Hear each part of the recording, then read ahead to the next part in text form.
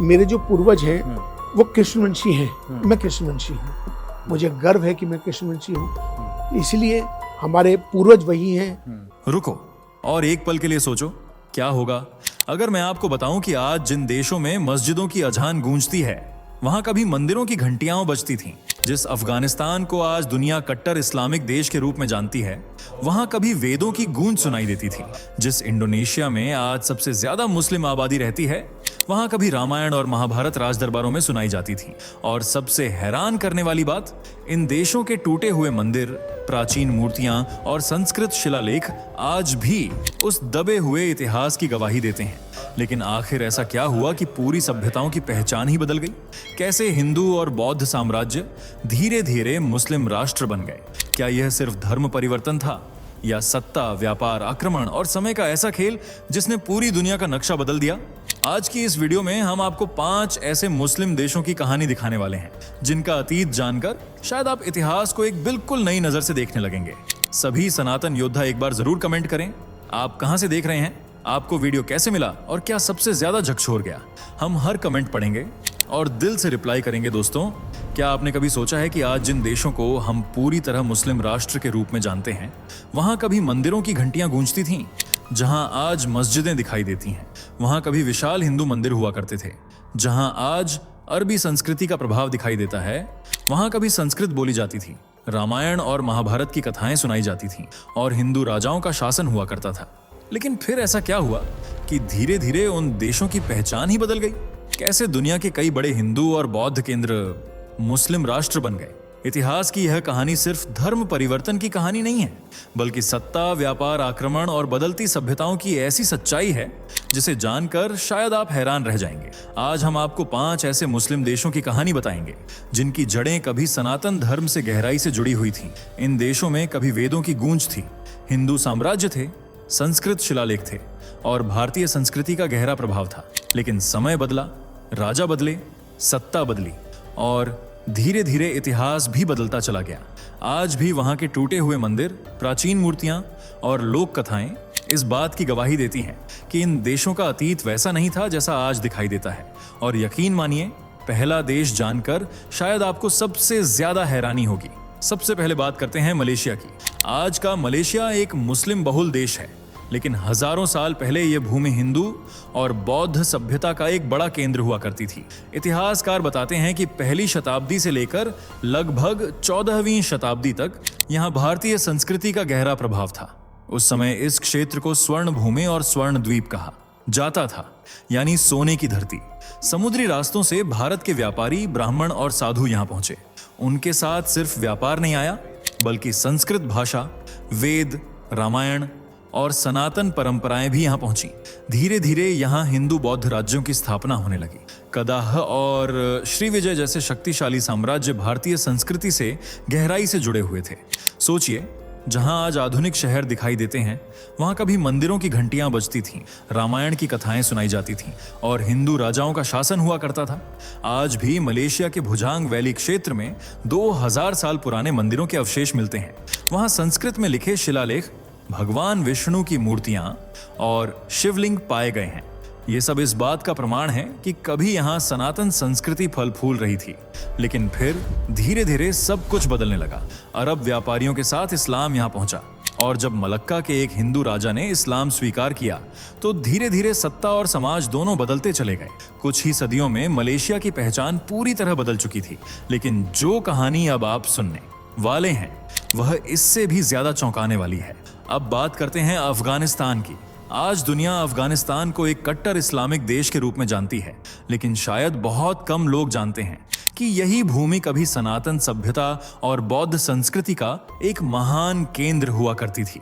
प्राचीन काल में अफगानिस्तान को गांधार का हिस्सा माना जाता था। महाभारत में भी गांधारी का उल्लेख मिलता है, जो गांधार की राजकुमारी थीं।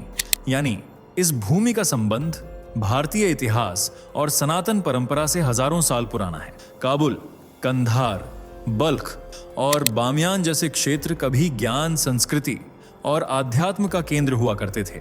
यहाँ हिंदू शाही राजाओं का शासन था, मंदिर थे, संस्कृत का प्रभाव था और बौद्ध विहार दूर दूर तक फैले हुए थे। सोचिए, जिस भूमि पर कभी वेदों की गूंज सुनाई देती थी, जहां साधु और विद्वान ज्ञान की चर्चा करते थे, वहीं बाद में तलवारों की आवाज गूंजने लगी। बामियान की विशाल बुद्ध प्रतिमाएं आज भी इस बात की गवाही देती हैं कि यह भूमि कभी भारतीय आध्यात्मिकता का प्रतीक थी। लेकिन 7वीं शताब्दी के बाद सब कुछ बदलने लगा। अरब इस्लामी सेनाओं का विस्तार शुरू हुआ।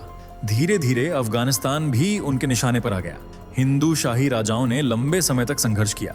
जयपाल, आनंदपाल और त्रिलोचन पाल जैसे शासकों ने विदेशी आक्रमणकारियों के खिलाफ युद्ध लड़े। लेकिन 10वीं और 11वीं शताब्दी में महमूद गजनवी के लगातार आक्रमणों ने इस क्षेत्र की पहचान बदलकर रख दी।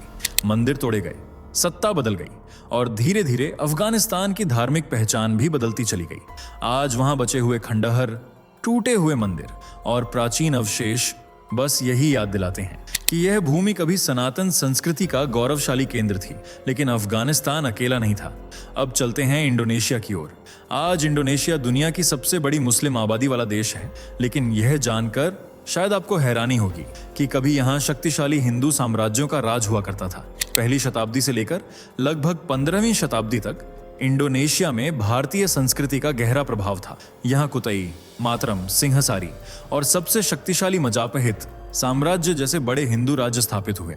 उस समय जावा और बाली की धरती पर मंदिरों की घंटियां गूंजती थीं, रामायण और महाभारत की कथाएं सुनाई जाती थीं और हिंदू परंपराएं लोगों के जीवन का हिस्सा थीं। आज भी इंडोनेशिया की हवा में हिंदू संस्कृति की झलक दिखाई देती है। इंडोनेशिया की राष्ट्रीय एयरलाइन का नाम गरुड़ा है, जो भगवान विष्णु के वाहन गरुड़ से प्रेरित है। जावा में आज भी रामायण नृत्य नाटक आयोजित किए जाते हैं और बाली द्वीप आज भी हिंदू बहुल क्षेत्र है, जहां पूजा, हवन और मंदिरों की परंपरा आज भी जीवित है। सोचिए, दुनिया का सबसे बड़ा मुस्लिम देश, लेकिन उसकी संस्कृति में आज भी सनातन सभ्यता की छाप दिखाई देती है। लेकिन फिर धीरे धीरे यहाँ भी बदलाव शुरू हुआ। अरब और फारसी मुस्लिम व्यापारी समुद्री रास्तों से इंडोनेशिया पहुंचे। व्यापार के साथ साथ इस्लाम का प्रभाव भी तेजी से बढ़ने लगा। धीरे धीरे मुस्लिम सल्तनतें उभरने लगीं और जब शक्तिशाली मजापहित साम्राज्य कमजोर पड़ा, तब इस्लामी शासन ने उसकी जगह ले ली। कुछ ही सदियों में इंडोनेशिया की धार्मिक पहचान पूरी तरह बदल चुकी थी। लेकिन आज भी वहां की संस्कृति, लोक कथाएं और परंपराएं उसके हिंदू अतीत की कहानी सुनाती हैं। लेकिन अगली कहानी शायद सबसे रहस्यमयी है। अब बात करते हैं मालदीव की। आज मालदीव को लोग एक खूबसूरत टूरिस्ट डेस्टिनेशन के रूप में जानते हैं। नीले समुद्र, शानदार रिसॉर्ट्स और लाखों पर्यटक। लेकिन इस शांत दिखने वाले द्वीप का इतिहास अपने अंदर एक बहुत बड़ा रहस्य छुपाए बैठा है। हजारों साल पहले मालदीव हिंदू और बौद्ध संस्कृति का महत्वपूर्ण केंद्र हुआ करता था। पहली शताब्दी से लेकर लगभग 12वीं शताब्दी तक यहाँ भारतीय सभ्यता का गहरा प्रभाव था। पुरातत्व खुदाइयों में यहाँ प्राचीन मंदिरों, मूर्तियों और बौद्ध स्तूपों के अवशेष मिले हैं। इतना ही नहीं, मालदीव की पुरानी भाषा दिवेही में आज भी संस्कृत के कई शब्द मौजूद हैं। यह इस बात का प्रमाण है कि कभी इस द्वीप का संबंध भारतीय संस्कृति से कितना गहरा था। सोचिए, जहां आज सिर्फ समुद्र और रिसॉर्ट दिखाई देते हैं, वहां कभी पूजा पाठ, मंदिर और आध्यात्मिक परंपराएं जीवित थीं। लेकिन 12वीं शताब्दी में सब कुछ बदलने लगा। कहा जाता है कि मालदीव के एक राजा ने इस्लाम स्वीकार कर लिया और जब शासक बदला तो धीरे धीरे पूरा प्रशासन और समाज भी बदलता चला गया। मंदिरों की जगह मस्जिदें बनने लगी, पुरानी परंपराएं धीरे धीरे खत्म होने लगी और कुछ ही सदियों में मालदीव पूरी तरह एक इस्लामिक राष्ट्र बन गया। आज वहां उस पुराने इतिहास के सिर्फ कुछ निशान ही बाकी हैं, जो चुपचाप उसके भूले हुए अतीत की कहानी सुनाते हैं। लेकिन अब हम बात करने वाले हैं उस क्षेत्र की जो कभी सनातन सभ्यता का दिल हुआ करता था। अब आखिर में बात करते हैं पाकिस्तान और बांग्लादेश की। शायद यह इस पूरी कहानी का सबसे भावुक और सबसे गहरा अध्याय है। आज ये दोनों देश मुस्लिम राष्ट्र हैं, लेकिन कभी यही भूमि सनातन सभ्यता की धड़कन हुआ करती थी। यहीं बहती थी सिंधु नदी और यहीं से भारत का नाम हिंदुस्तान जुड़ा। मोहनजोदड़ो और हड़प्पा जैसी दुनिया की सबसे प्राचीन सभ्यताएं इसी धरती पर विकसित हुई थीं।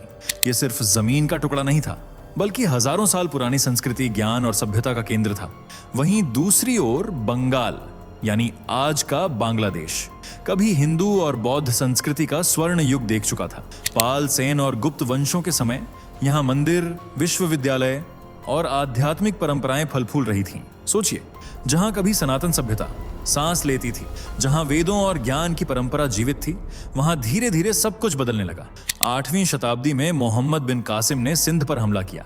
फिर समय के साथ महमूद गजनवी, मोहम्मद गौरी, दिल्ली सल्तनत और बाद में मुगल शासन का प्रभाव बढ़ता चला गया।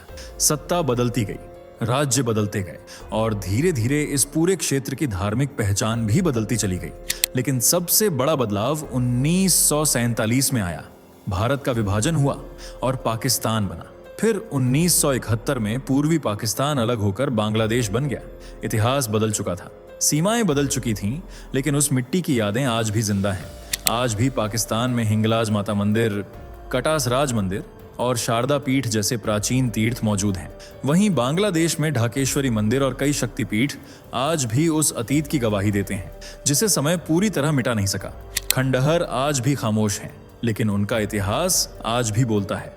लेकिन इन सभी कहानियों में एक चीज समान थी। शायद इतिहास की सबसे बड़ी सच्चाई यही है कि समय के साथ सिर्फ सीमाएं नहीं बदलती, सभ्यताओं की पहचान भी बदल जाती है। कभी जिन देशों में मंदिरों की घंटियां गूंजती थीं, आज वहां की पहचान पूरी तरह अलग है। कभी जहां संस्कृत बोली जाती थी, आज वहां उस इतिहास के सिर्फ कुछ निशान बाकी हैं। लेकिन क्या इतिहास सच में कभी मिटता है? शायद नहीं, क्योंकि सभ्यताएं भले बदल जाएं, लेकिन उनकी छाप हमेशा रह जाती है।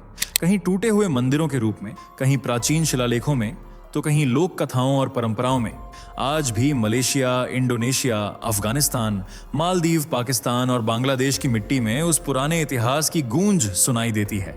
वह इतिहास जो बताता है कि कभी भारतीय संस्कृति और सनातन सभ्यता का प्रभाव दुनिया के बहुत बड़े हिस्से तक फैला हुआ था। समय ने बहुत कुछ बदल दिया, लेकिन अतीत के निशान आज भी जिंदा हैं, खामोश लेकिन अमर।